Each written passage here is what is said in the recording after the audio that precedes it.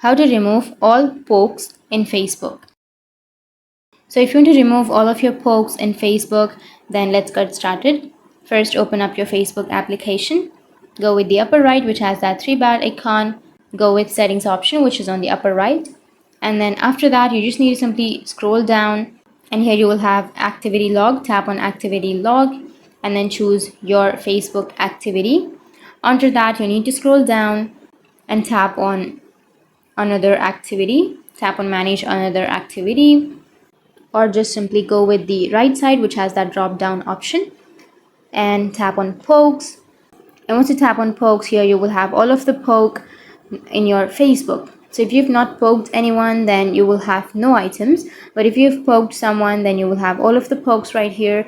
And if you want to remove, or if you want to delete any one of your poke, then you just need to simply select it, and on the bottom of your screen you will have remove option. Tap on remove and you'll be able to remove the poke. So that's how you can remove all of your pokes in your Facebook. And if you have any questions, feel free to comment below. Thanks for watching.